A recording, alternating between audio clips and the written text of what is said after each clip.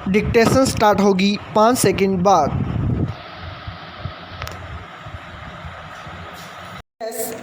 भाषा के माध्यम से अपने विचारों को अभिव्यक्त करने की क्षमता के कारण ही मानव प्राणियों में सर्वश्रेष्ठ माना गया है। वह अपनी बुद्धि और विवेक के सहारे विभिन्न प्रकार की समस्याओं का निवारण करता है और उनसे संबद्ध विचार सबके सामने रखता है, किंतु विषय वस्तु की सही जानकारी के बिना न तो समस्याओं का आगे बढ़कर सामना ही किया जा सकता है और न संबद्ध विषय पर कुछ कहा ही जा सकता है।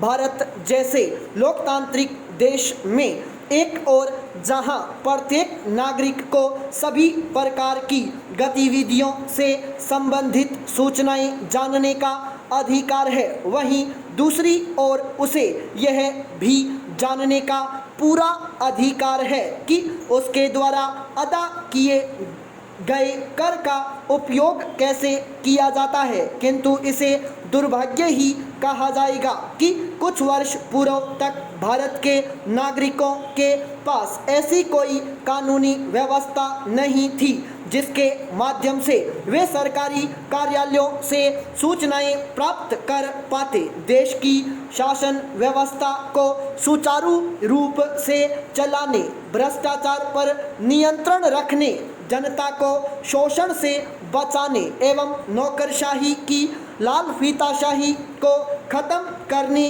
के लिए देश में आवश्यक सूचना प्राप्त करने के अधिकार संबंधी कानून की आवश्यकता बहुत पहले से महसूस की जा रही थी, ताकि जनता सूचनाओं से अवगत होकर अपनी शक्तियों का प्रभावी रूप से सदुपयोग कर सके। पाई पैराचेंज दुनिया के अन्य कई देशों में नागरिकों को यह अधिकार पहले से ही प्राप्त है। लोकतांत्रिक देशों में स्वीडन पहला देश था जिसने अपने देश के नागरिकों को 1766 ईस्वी में संवैधानिक रूप से सूचना का अधिकार प्रदान किया। इस समय Germany, Denmark, Norway, Canada, Netherlands, Australia, संयुक्त राज्य अमेरिका सहित कई देशों में नागरिकों को यह अधिकार प्राप्त है। भारत भी अब इन देशों की सूची में शामिल हो गया है।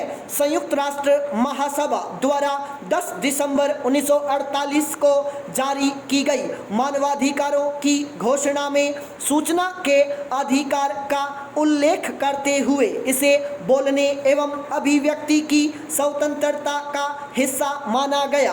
अमेरिका द्वारा वर्ष 1964 में इसे अधिनियम रूप में पारित कर कानून के रूप में मान्यता प्रदान की गई। इस कानून के पारित होने के पश्चात अमेरिका का कोई भी नागरिक निर्धारित राशि जमा कर किसी भी सरकारी कार्यालय से इच्छित दस्तावेजों की प्रतियां प्राप्त करने का अधिकारी है। सरकारी अधिकारियों द्वारा दस्तावेज न दिए जाने की स्थिति में दस्तावेज की मांग करने वाले को अपील करने का अधिकार भी प्रदान किया गया है।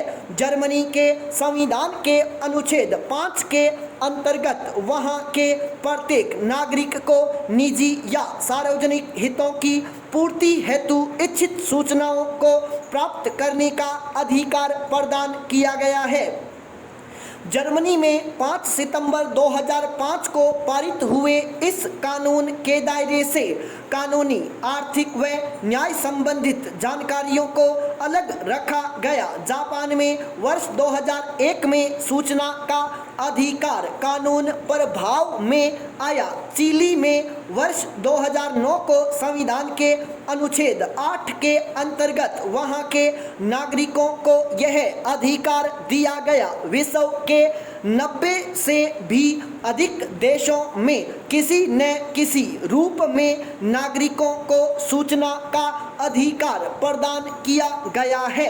सूचना के अधिकार को जानने से पहले यह जानना जरूरी है कि सूचना का अर्थ क्या है। वास्तव में किसी भी स्वरूप में कोई भी सामग्री जिसके अंतर्गत इलेक्ट्रॉनिक रूप से धारित अभिलेख, दस्तावेज, विज्ञापन, ईमेल, मत सलाह, प्रेस विज्ञप्ति, परिपत्र, आदेश, लॉगबुक, संविदा, रिपोर्ट, कागज पत्र, नमूने, मॉडल, आंकड़े इत्यादि शामिल हैं, सूचना कहलाती है। इसमें किसी निजी निकाय से संबंधित ऐसी सूचना भी शामिल है जिसकी मांग करने पर उसे तत्काल लागू किसी कानून के अंतर्गत उपलब्ध कराया जा सके। भारत को सही अर्थों में लोकतांत्रिक बनाने के दृष्टिकोण से वर्ष 2005 में सूचना का अधिकार अधिनियम के रूप में पूरे भारत में लागू किया गया, जिसमें सरकार की अधिसूचना के तहत आने वाले सभी निकाय शामिल हैं। इसमें ऐसे गैर सरकारी संगठन भी शामिल हैं जिनका स्वामित्व, नियंत्रण अथवा आंशिक निधिकरण सरकार द्वारा किया जाता है। आरटीआई अधिनियम सभी नागरिकों को लोक प्राधिकरण द्वारा धारित सूचना की अभिगम्यता का अधिकार प्रदान करता है। यदि किसी व्यक्ति को किसी सूचना की अभिगम्यता से मना किया जाता है तो वह राज्य या केंद्रीय सूचना आयोग के समक्ष अपील शिकायत दर्ज करा सकता है। आरटीआई का अर्थ है राइट टू इंफॉर्मेशन, अर्थात सूचना का अधिकार। इसे संविधान की धारा 19 के तहत एक मूलभूत अधिकार का दर्जा दिया गया है। इस धारा के तहत प्रत्येक नागरिक को बोलने एवं अभिव्यक्ति की स्वतंत्रता का अधिकार प्रदान किया गया है। इसलिए प्रत्येक नागरिक को सरकार से प्रश्न पूछने का अधिकार है कि वह कैसे कार्य करती है, उसकी क्या भूमिका है, उसके क्या कार्य हैं आदि। सूचना का अधिकार अधिनियम का मूल उद्देश्य नागरिकों को अधिकार संपन्न बनाना, सरकार की कार्य प्रणाली में पारदर्शिता तथा उत्तरदायित्व को बढ़ावा देना, भ्रष्टाचार को कम करना तथा लोकतंत्र को सही अर्थों में लोगों के हित में काम करने में सक्षम बनाना है। वास्तव में भ्रष्टाचार आदि में संलग्नता भी आंतरिक देशद्रोह का ही एक रूप है। सिसरो ने कहा था, मूर्खों के बावजूद और महत्वाकांक्षियों के बिना भी देश का अस्तित्व कायम रह सकता है, पर कोई देश आंतरिक देशद्रोह को बर्दाश्त नहीं कर सकता। सचमुच सूचनाओं से अवगत नागरिक वर्ग शासन तंत्र पर आवश्यक निगरानी रखने तथा शासन को अधिक उत्तरदायी बनाने में सक्षम होता है। पाई पैराचेंज।